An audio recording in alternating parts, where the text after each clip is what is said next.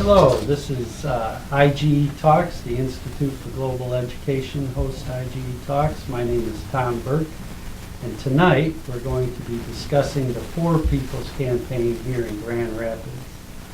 And we'll start by introducing our guest.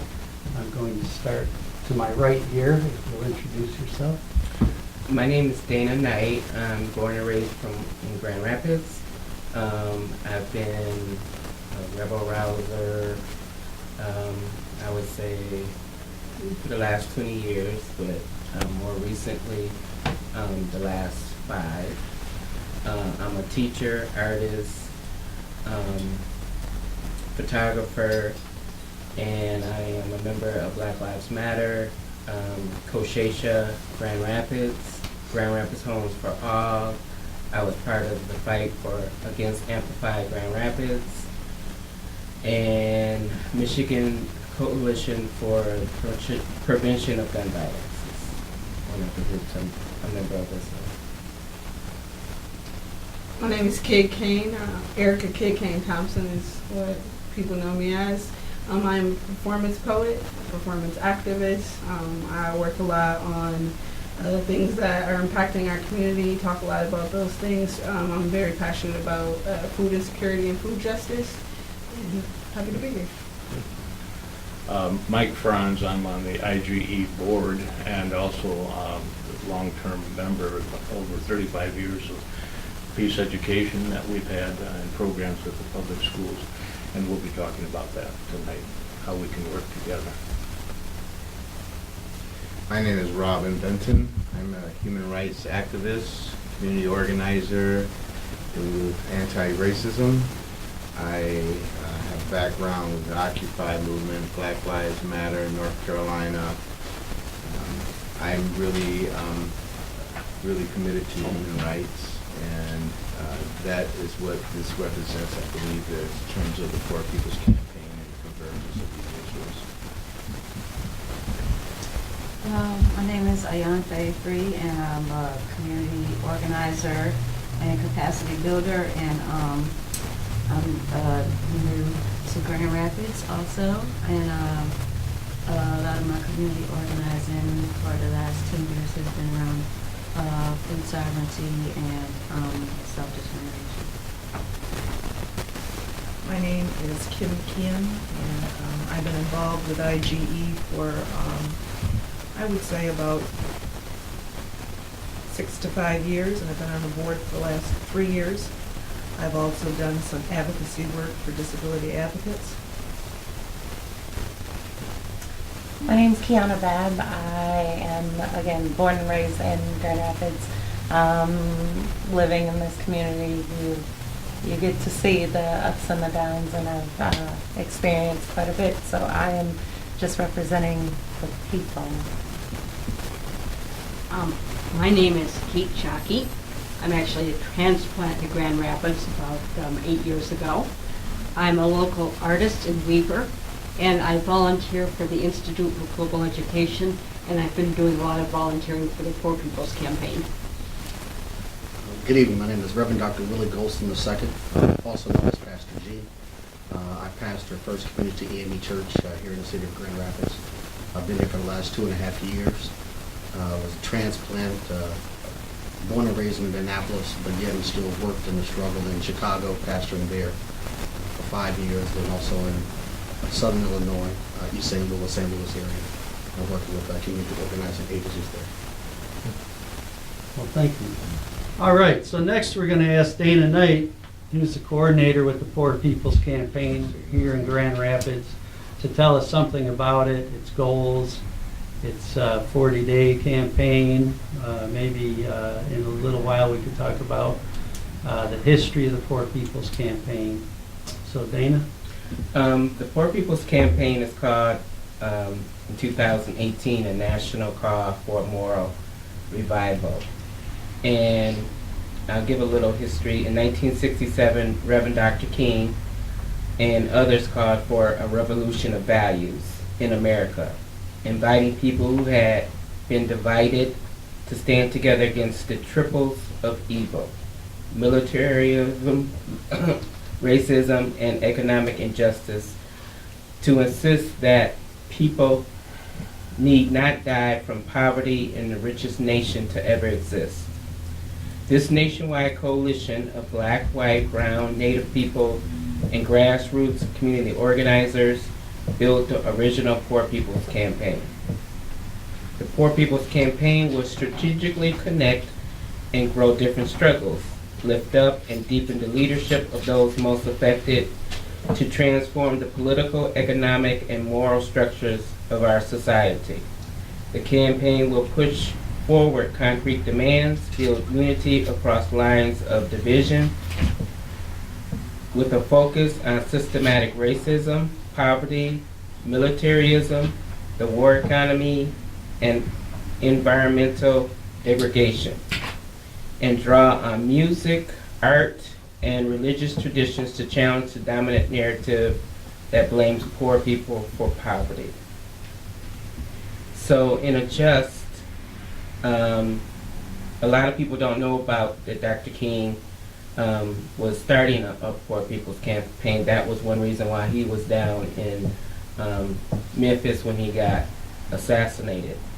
And he was wanting to respond to the injustices of the sanitation workers, and have a march in Washington dealing with Poor People's Campaign and the morality of America. Thank you. So I want to ask, what do others think about the Poor People's Campaign? What do you say to other people who you're talking to? What does it mean to you? To me, it means a fusion of different groups who have been on the bottom, who are trying to change the world from the bottom up and not from the top down. And we're trying to get different groups together and recognize that we all have common problems and goals, and that we can be best if we work on them together and not in individual little groups. Very good. There's been a few meetings here. Have others attended the meetings? Yes. Yes. Yeah. What are the reasons that brought you to it? Well, basically, the church has always been, especially the black church, has been at the forefront of being on the front lines as it pertains to issues that affect numerous parts of the population. And we believe, I believe personally, that it's imperative that all leaders from all facets, all capacities, learn how to be engaged within the confines of working out the issues that affect all of us. And so it's imperative that not just the church, but community-based organizations, schools, citizens, learn how to work together for the empowerment of all. And the main part of the Poor People's Campaign, the emphasis is that no one is coming to our rescue. And the way the government is pushing and pulling the people down and not offering any assistance, that the poor people have to take it in their own hands and mobilize and do something about it. So that's basically what the 2018 Poor People's Campaign is about, is people taking it and trying to make the system work for them that hasn't worked. The trickle-down effect has not worked. So it's like, you know, what Kate said, is people from the bottom trying to work and make changes that lead up to the top. And one of the challenges is that we're going to have to challenge the status quo. We're going to have to challenge the way things have always been done, because of the way things have always been done, it's not working. So that's my main interest for joining the Poor People's Campaign. As someone who wants to, my main interest is fighting white supremacy and systematic racism. And we had Forbes magazine come here in 2015 and said that when they got all the census data and did their research and they saw that the white population here was living in utopia, where are the black people? How are the black and the brown people living? And when they discovered that it's a city of 200,000 people, 40,000 plus are black, half of those people are living in poverty. That is the second worst city in the nation economically for black people, and that should really appall people. We got all this wealth here in this city, and we have educated people here, but we are dominated and we are a city that's ran by white supremacy. And that's how they make their money. That's how they hang out at the bars and drink that beer, expensive beer, because they have all the jobs, living off of our misery. So that is the main emphasis for me wanting to get involved, was that to use the Poor People's Campaign to fight back. Very good. Anybody else on that? I read a statistic the other day that really shocked me into an awareness. We've got a campaign in Grand Rapids too to end homelessness. I'm not even sure we understand what it is, but we know why it is. People don't have homes, and that's a basic human right. The average age, according to the statistic I read, of the person in the United States today who is homeless is 9 years. That we're doing this to our children, and I'm sure there's room to make improvements. We can do better than that, and we've got people in the city who are studying the problem as they always do. They study the problem, and the homelessness continues. But I understand your campaign is going to push hard. Right, I have a student that we haven't seen in 3 days, and he told me last week that he and his family are living in a shelter. And so there's no phone number to contact, because we were having problems with them. There was no phone number to contact. It was 3 different numbers. They were all disconnected. We finally got a hold of his mom through email, and then we don't know if that's why he hasn't come back, or they actually found some place to live, and it takes a while to get bus service set up. But we have majority of children living in poverty, living homeless. We have a lot of high school students, middle school students in Grand Rapids that are living in shelters in the most rundown hotels in the city of Grand Rapids. And we have come down here and we see all this. That's not right. There's enough for everybody. There's enough for everybody to have a decent place to live. And like you said, it's about human rights. It's not about civil rights, it's about human right, human dignity, human respect. And people are not caring or doing anything to help the next person. And you think that there's services out there that if you fall through the cracks, that they'll help you. I can tell you they don't, and they're not there, they don't exist. And people are out there struggling and doing anything they can to survive, and that's not right. The city of Grand Rapids was recently reported to be the second worst city in the United States of America to have black businesses, entrepreneurial businesses. That's wrong. We can't, I mean, you're talking about problems in Grand Rapids right now, that we should be on the streets pushing about that. And the city commission, the city of Grand Rapids could do more at that level to make things happen, so that contracts, when they're awarded, are given honestly to the people who really can work hard and need the money and so forth.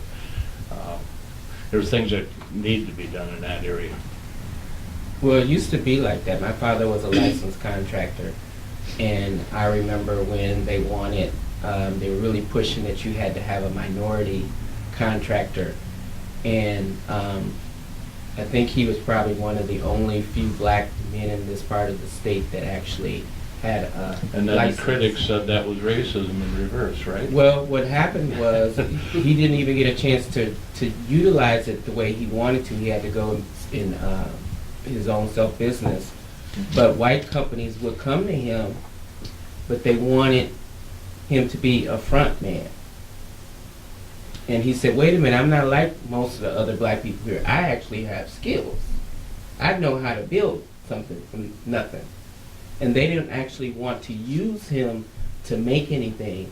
They wanted him to be the person that they'd sign on the paper and give him a little money. And you'll be, go out in the community and tell them you're a successful contractor when he's actually not doing anything. And that they would get the tax breaks for having a minority contractor. Now they don't even require them to have a minority contractor. They've eliminated that part. But one of the things of the Poor People's Campaign is an initiative called the 40 Days of Action Themes. And last week, they started May 14th, and our objective was to get a mom out of jail. The title of that week was Somebody is Hurting Our People, and it's gone on far too long. And that dealt with women, youth, the disabled, children in poverty, and the right to education. So as a collective, the Poor People's Campaign decided to get a mom out, which we did. And she had 7 children. She got caught up because she had fines, and she did an act of civil disobedience, and they arrested her, and they were going to send her to Mount Pleasant from Grand Rapids.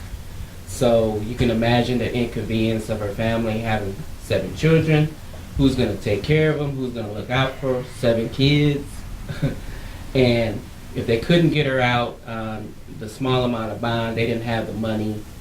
And who knows what the long-term effect would have been if the mom would have stayed incarcerated. What's in Mount Pleasant? I guess it's a facility for women to house women, to jail them, yeah. And so that was our first action. And this week I focused on systematic racism and highlighting it. And one of the posts that I posted to our Facebook page was the 40 Acres restaurant, which just opened this month. And for some people it's a really big deal, but to me it's sad, because it is the first black upscale restaurant in the city of Grand Rapids that is not a hole in the wall, that is not a greasy spoon, that is not next to a grill and they're feeding you food off a styrofoam plate with plastic forks and spoons. It is the first black restaurant. I'm not saying black owned, but it's the first black restaurant, and they named it 40 Acres. It's 2018, and we just getting one black restaurant. Now we've had funeral home, Brown Funeral Home, forever. That's been really the only successful black business here. When you speak of it, are you speaking of like black cuisine or just like? I haven't been in there yet. Okay. Yeah. But I wanted to highlight that was systematic racism, because we can't get the loans. We don't make enough money income-wise to qualify for loans. There's no black wealth in Grand Rapids. There's not one black family that has money here. Have you surveyed all people? We know you know who got money here in Grand Rapids. I know, no, but have you surveyed all the black families here in the? Oh, you just know by living here who got money. That's true. Yeah. So that's a no. I would say the only one that I know who does have some money is Marvin Sapp. And he had a school, and I worked at that school, and it was a dump. And he couldn't get financing from the banks to renovate it. I'm teaching art in the locker room. Okay. Old locker room at that, 1960 locker room. That they pulled all the plumbing and stuff out, you know, but you don't go way in the back because it still had dangerous stuff back there. There are policies that are driving outcomes in the city. So if we just get off the complaint issue and approach this Poor People's Campaign with getting the data, so we have talking points that are factual and our data, and then what we find is that once we get that data, we can then relate it back to the policies that drive those outcomes. Because I can guarantee that the outcomes have been consistent in Grand Rapids in terms of the exclusion of people of color in the economic realm and other realms in terms of areas of livelihood and people activity. And so that history's there. What can we do to change that? And I'm again reminded that we're in a human rights era. And what does that mean? That means that there's international laws that the U.S. has signed treaty to, that we have the power to enact in municipal law and ordinances in our local city. And these are rights we're born with. They're innate.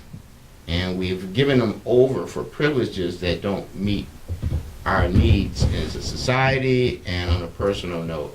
Because a lot of people are talking about the poor, and that's because they are involved with an organization that has a mission or a vision that somehow renders services to the poor, or if they use the target group or at-risk population coding, which we call linguistic racism, to identify a population, garner the money for your services you're about to deliver to those poor people. But their circumstances don't change, and 80% of the money garnered by proposals and grants go to the people who actually are running it. And oftentimes it's not the people they service. They're not on the board, they're not represented with a voice. So I would like to see the Poor People's Campaign actually represent the poor. Actually make a concerted effort to break these class divides and actually understand that the people who are voiceless need a voice. And in terms of white supremacy, that is a word that kind of embraces a system that drives these outcomes for people of color. And it's not individual, it's systemic, it's institutional, and it's structural. And so you can't blame an individual because that individual, there's no individual to blame, it's systemic. And I can't question any person's moral, moral makeup in terms of prejudice and white supremacy. People kind of avoid that word, racism. But it is system, and it does have an effect on both whites and blacks, or both people of color and people who are the default culture in this society. When you said the U.S. signed there's a lot of treaties we have not signed that everybody else in the world has, but the U.S. hasn't. Well, the one is the one for the protection of children. Yes. Right. Well, that would be the Declaration of Rights of Children. For children, but there's the other one that is there. And you said this has become a human rights issue. Well, that was 50 years ago when he announced that, but we were in that same era 70 years ago. In 1948, the United Nations passed in its charter, in its inception, the Declaration of Human Rights, Universal Declaration of Human Rights, not just in the United States, but to every signatory country. And there's a lot of poor countries in there too. Going beyond that, are there even in the rich conventions? countries, there's poverty, but not like in the United States. Human rights is the umbrella, but there are conventions or actual legal mechanisms that the countries sign on to. The United States signed in 1965 to the Convention to Eliminate Racial Discrimination. And actually, it's a very strong treaty that the U.S. signed and ratified. But as the Native Americans, the U.S. has signed 600 plus treaties and violated every That's one. why I'm laughing. Actually our legal structure is made up of 3 supreme laws of the land. You have treaties, you have the Constitution, and you have the city ordinances, municipal law.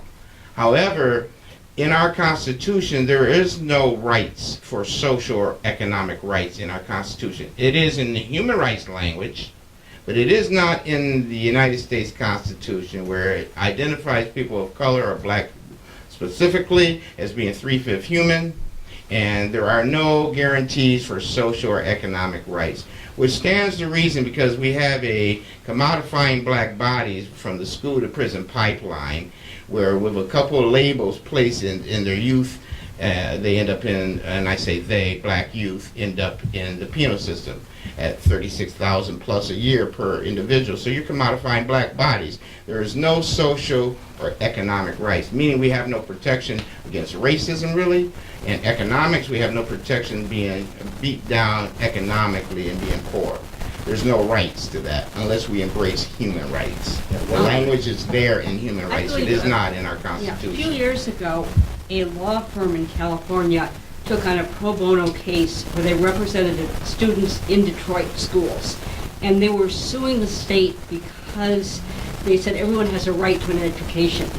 And our wonderful Governor Snyder said, no, there is no right to an education.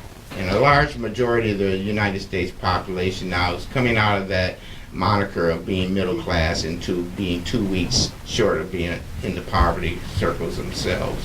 So that profile of the poor black or the poor Latino, actually that profile should expand because we're all at jeopardy in terms of the economics that are going on in this society. Yeah, I think the So middle that- class is becoming a little more aware of this now because the inequality is growing so fast, and the rich are getting so much richer, and you know the middle class hasn't had a raise in 20 years. You know, and, So is there really they a haven't middle recovered class? Right. yet from the last recession, and we're probably getting ready for the next Yeah, one. You there have is- the there is- working there's no poor, middle class. you have There is the no working middle class. poor who are on welfare or get food stamps. The majority of the working poor get food stamps. What does that mean? And 1 out of every 6 Americans is on food stamps. So it's not that profile of the black mother in It never line. was that. That was a Well, lie. yeah, it was a profile, It and it was was a lie. used. Yeah. Well, it was a lie. lie, but it was a profile Yeah. used, is my point. And that profile is like 41% of Americans have less than $1,000 in their bank account savings. So for everybody walking around, you know, and we're doing well and we have this job, they still don't have that economic security. I love it, but I feel like we've done a pretty good job of covering, there's problems in society, there's problems right here in Grand Rapids, and what I found interesting in the past few years is the movement that's arising out of North Carolina, which you said you've lived in, so I'm interested to hear about that, with Reverend William Barber and Reverend Liz Harris. Mm-hmm. And I've paid attention to North Carolina and Moral Mondays, right? Can you, Reverend G, can you give us a little idea of where what Monday is? every call for a Moral Monday, they went to the state legislature, or they went to government entities to start putting the demands of poor people, but also other demands that cover people more generally, right?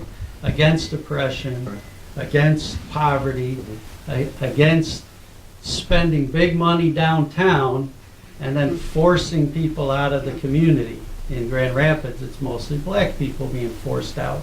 Right here around this office, you know? These fancy businesses are moving in. Who funds that? It's gentrification, and everybody's Right. involved. While the neighbors who can't afford to go to those businesses are being forced out. And who's behind that, you know? And so Moral Mondays is a movement. I talked to a trade unionist in Minneapolis before I came to this meeting today. And she said they're doing a protest with the unions involved in Minneapolis tomorrow with the Poor People's Campaign. So the links are beginning to happen, you know, again, arising out of North Carolina's movement and the lessons there, and it's starting to spread. I read in the paper today, here's what I read. There were 200 arrests on the first day of the Poor People's Campaign this month, in 7 state capitals and in Washington, D.C. Actually, 1,000. there were 500 in Washington, I read today. It was 1,000 every. Well, I'm these are saying on the arrests. first day of the campaign, Yeah. so Yeah. So- Overall, it's been 1,000. so right on. 14. So this movement is beginning, it's beginning. Well, it's already been going on Yeah, for because Moral several Mondays years. have been going on for several years. All right, across- tell me across- about it. I want to hear about Yeah, it. they've been happening all across this country.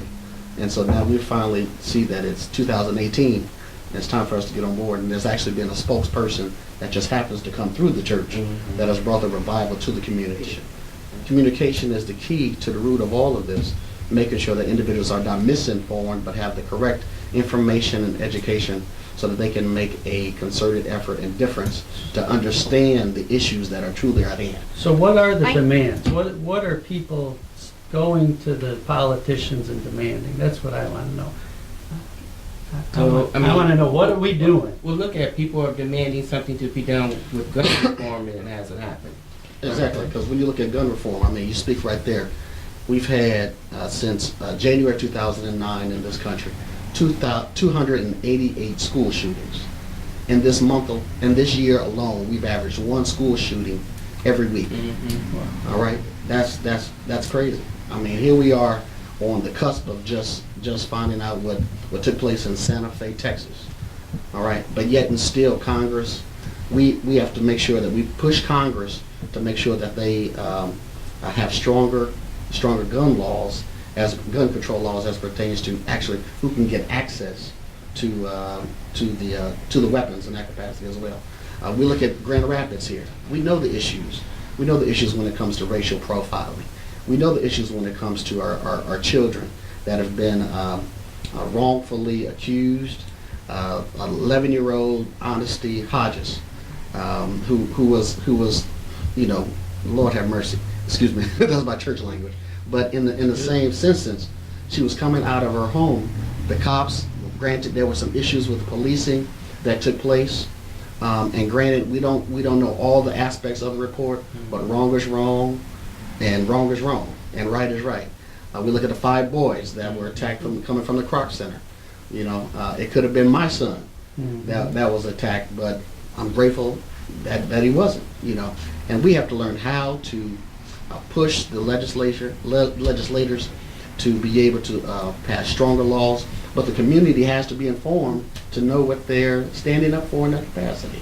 So that's just one facet of what individuals talk about across this. Yeah, I think there are 2 areas that sometimes are in conflict. One is we don't want a paternalistic approach where everything comes down and people decide what's good for the poor people underneath, which has happened a lot. The other thing is, in trying to get people who are disadvantaged involved, frequently they're afraid to be. They're afraid that they might lose their job. They're afraid that their kids might be taken from them, and that why we have to help them, and we can't expect them to always be on the front, because their lives could be their livelihood could be in danger of it. Ours probably won't be, but theirs might. I think it goes, another layer to that though is we've been having these conversations. None of this is new. Growing up in the city, we've seen all of this since I was a kid, and now I'm just aware because, you know, my mom's not there to take care of me anymore. I think the struggle with getting involved is, what's the point? Why I don't have, you know, especially a lot of us are single parents, working. I don't have time to come, and if I am going to sacrifice my time for something, it better be worth something. True. And right now, all of these groups just seem to be talking, and nothing seems to be getting done. It's this effort that we're supposed to be putting in, but where are we putting it to? There are so many layers, and we've only touched on 2 or 3 of them. You know, it's and being affected by all of the issues that we've already talked about. Every single layer, it just coming from, you know, a person in the community, it's overwhelming. Where do you start? What can I do? Because it just seems like this power that is so much bigger than little old me. And even as a collective, because we've gotten together as collectives before, and it's still, in the grand scheme of things, little us. Just to kind of piggyback off of that, as an artist and trying to work in different organizations, so often egos collide so that there's not actually action. So on a personal note, the information as a poet, that's what I'm doing. I'm out here speaking the truth and talking about the statistics in a way that can pull on heartstrings, in a way that can touch people on a level that's outside of ego. Because when I talk about the situations that we all, poor folk, are experiencing, other people that are not poor are able to say, dang, I felt that. And so how can we get those feelings into spaces outside of the ego where we're like, no, you're wrong, no, this is right. And like those things happen too often in our groups. Those things happen too often in our movements. And it's like we can talk forever about what's wrong, but it's like, what's next? How do we get action to actually happen? And what does the action actually look like? There's so many people that can say we should go to legislators. What does that look like? If you don't understand that process, what do you do? Right. So. Speaking of action, I don't know what the number bill is, but in the Michigan legislature, they're trying to pass a bill, and Bill Schuette, who's running for governor, supports this, where you have to work 29 hours to get your Medicaid. They want it, that's a way of kind of downsizing and taking away from the poor and people that are on Medicaid, is that they're going to have to work to have the Medicaid. They're going to have to work at least 29 hours.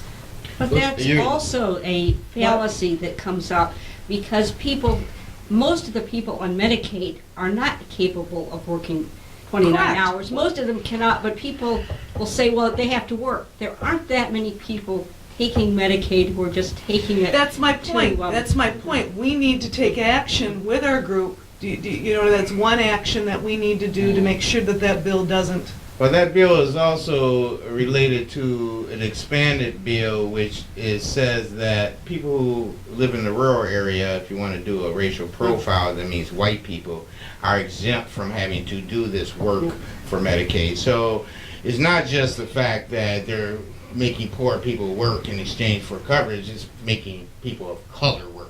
Okay. That's the specifics on the bill and the outcome. So You know, let's this, be real about that. This United Nations Charter that we were referring to, the human rights things, outlawed slavery in any form. That's not, sir. The 13th Amendment of the United States Constitution says that slavery is done away with unless you've been convicted of a crime. Right. And so therein Okay. lies Right. the loitering and all of the other petty crimes that black people have been. Incarceration that's been going on. Sounds like a Most of the plan to black me. people Sounds like an come- economic plan that to Yeah. this day With with the black code. All right. starting with private So that prisons is that require the creative. government to keep them fill Yeah. 80 to 90% of black bodies, black and Latino bodies, black and brown And bodies. take their human rights away. Wow. Don't let them vote. It sounds and kind so of forth. It's not new, it's called Jim Crow. right. So- We're experiencing it, and it's Yeah. from Still. seeing. The new It's almost Jim like it's almost like it's Same. humorous outside yourself. And the problem is that with white skin privilege, and what we haven't talked in this room is implicit bias, and how that drives outcomes as well in the behavior of police, in behavior of employers, and in behavior of the white savior complex individuals who claim to be allies. All of that. So we're not bringing in all the vocabulary and the definitions that describe the dynamics that are actually going on here, not only just in this room or in this city, but in society at large. And to speak on another issue, because you keep mentioning the United Nations, well, we're under the decade of those of African descent, and it ends in 2024. It's a 10-year decade outlining globally the effects of genocide and the effects of crimes against humanity, which in fact slavery is and was. And so the ramifications intergenerationally have now become science in terms of the impact of slavery, and the continuation of oppression continues with just looking in your daily newspaper. So we don't want to really depersonalize. We do want to depersonalize it from the individual, but understand implicit bias is there. It's there with educators. It's there with the police. I would dare say it's there with those who are mouthing their religious views with God. And, this movement is also requesting this moral solicitation, which is kind of a spinoff of Moral Mondays, the description of those in power usually is a psychopath who really doesn't have empathy. So when you're dealing with, asking someone who doesn't have the empathy for you, much less sympathy for your oppression or your down state, to ask them, it kind of, it sounds like the whole kumbaya recycling from the 60s, which didn't really produce anything but our leaders being killed. And so there's some question about, this rehash and retracking the Poor People's Campaign. But I think what was really important about the Poor People's Campaign is when Martin Luther King actually agreed with Malcolm X. And that is, this is a human rights issue. So, Okay. So two sisters are going to speak. I'll call on you first. So I think one of the biggest things and what I found, I worked in a corporate setting for about 15 years, and it's just very interesting to work with people who are just regurgitating what comes from people who don't even relate to them. But there is, these arguments are often quickly dismissed because somebody hears the word equality, and this is not a matter of equality. I think that is sort of like a unicorn. It's not a real thing, but equity should be the standard, and it is not. It has not ever been. I should be paid the same amount as my white male counterpart. I should receive the same sort of sentencing as my white male counterpart, and it's not a thing. And those are I think all of this is just a question of chicken or the egg. If we look at, I believe we were reading an article that said that, if I'm wrong, our black people in this city alone are receiving 50% heavier sentences than everybody else. So obviously, if you are looking at a neighborhood that is more heavily policed, and then on top of that, you're looking at people who are getting sentenced years for petty crimes. Where's at all. Right. Where's the equity in how do I come back to my family? Because there is no, at that point you are targeting the home, that environment that is responsible, one, for caring for each other, but two, responsible for bringing up the next generation to be able to care for themselves. And they are attacking us. The system is attacking us at our root, at the family level. And I think that when you start to look at the policies that allow these things to happen, it's disgusting. It's quite disgusting. Dana? I wanted to piggyback on what you were saying about healthcare. And with the purpose of the Poor People's Campaign is to attack, I look at it, the power players with the moral issue. Instead of their bottom line is always financial. And to come at them with a moral issue, like Barbara had said that Jesus set up free healthcare clinics everywhere he went. And he healed everybody and never charged a leper a copay. And that's basically what you're saying, that they're putting, you gotta work to get Medicaid, to get treatment. And I think that's wrong. Right. I remember when I was working on the Obama campaign and Obama for healthcare, the Obama healthcare system. And the people that were most against it were doctors. Well, yes and no. They have ethics, right? I once had a teacher tell me she couldn't take my sickness without a doctor's note, even though I said I treat myself at home. and she wanted me to go have a doctor lie to say that they treated me in order so I could take a test. And I was like, okay, and I just called But be somebody. careful, there. If you polled the Over doctors her today in head. this country, they would say, we want universal health care for Well, everybody. now they might say that, but back then, the system worked for. I was working on health care too in Grand Rapids, and we had it. We came within one vote of the Senate, and 6 Blue Dog Democrats ran the other way, and the Tea Party took them right out the next time around, and Obama's settled for the Republican plan, if you want to come down to it, which gave the insurance companies the 20% profit that they needed to drive the medical costs that we're all experiencing it's- up, so that they could increase their profits. And it's But- all wrong, but the people, 80% of the people in this country, which includes all of the poor, I think, want universal health care. And it's a right. And we've been told, no, you gotta earn it. You gotta go to work 29 hours a week to prove that you're capable of working so that you can earn something that you got because you were incapable of working. What a catch-22.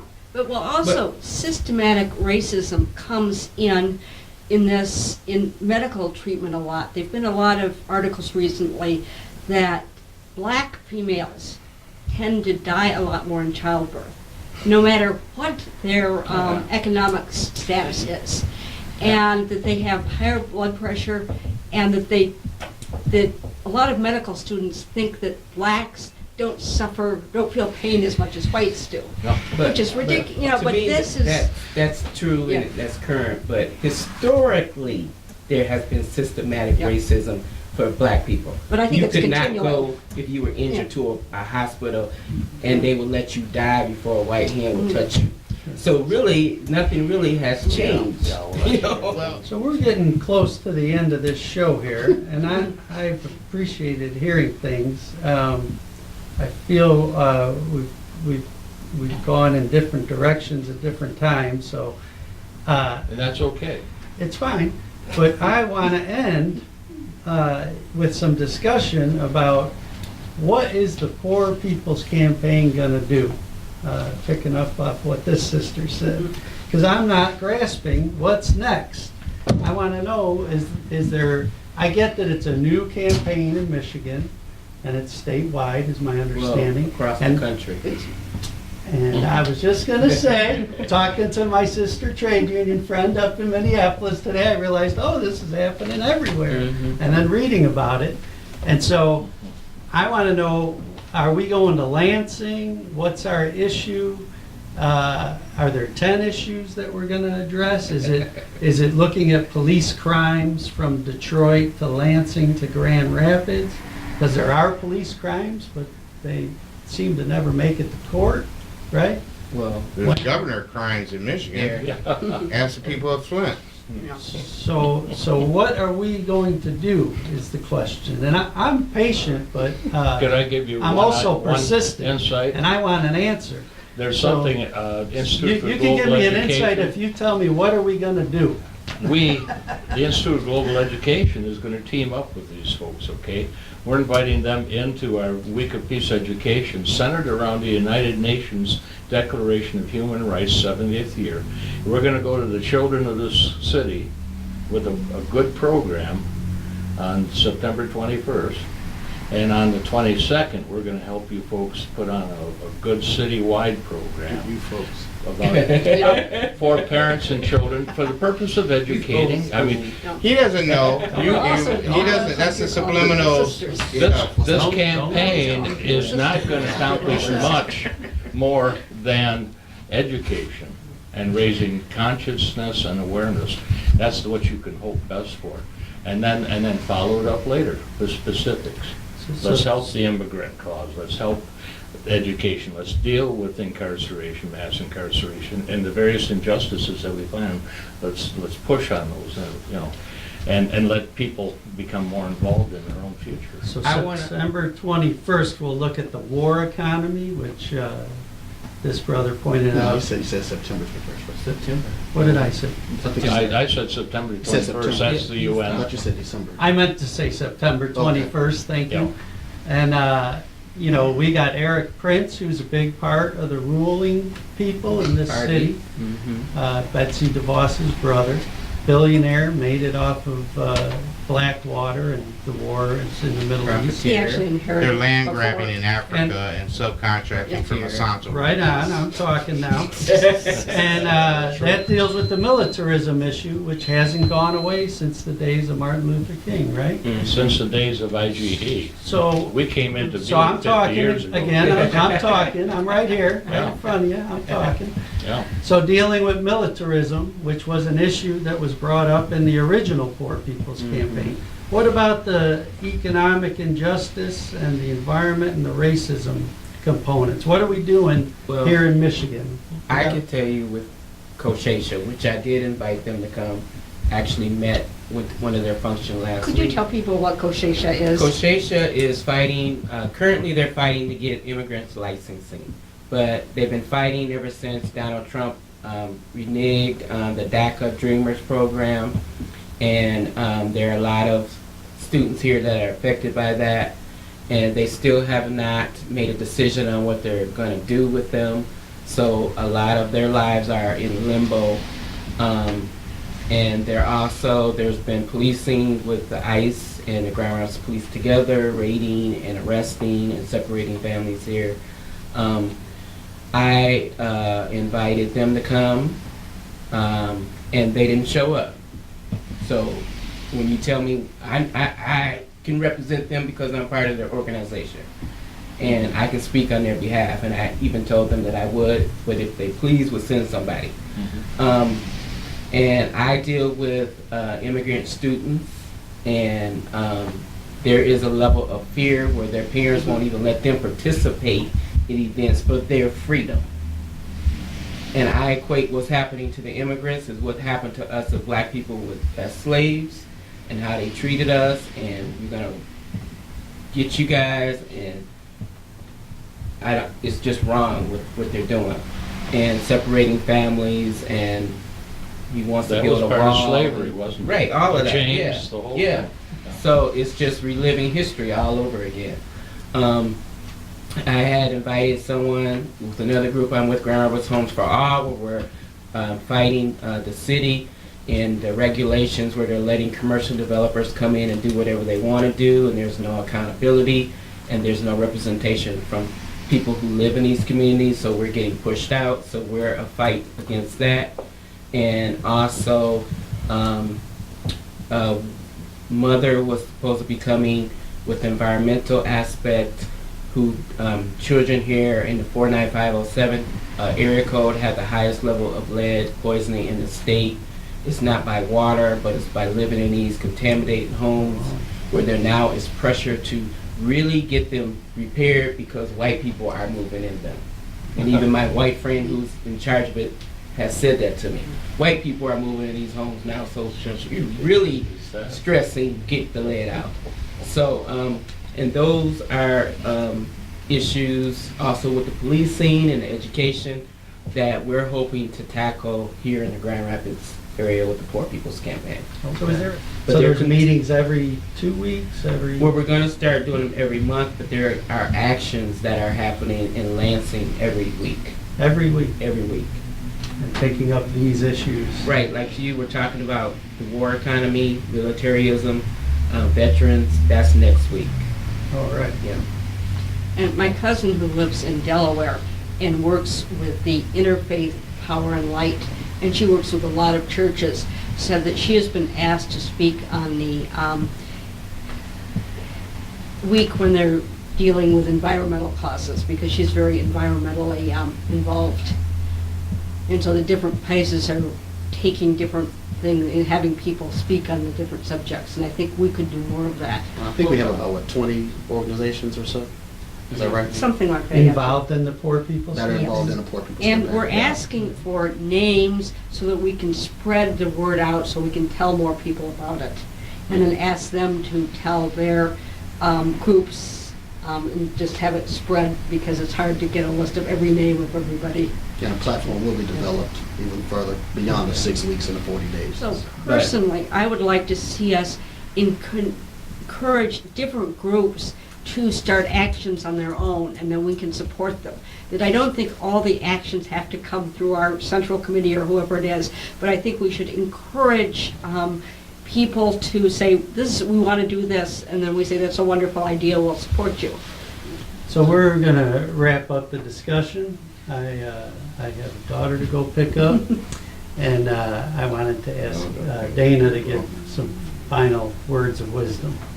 I'm gonna turn the mic over to Kit Kane.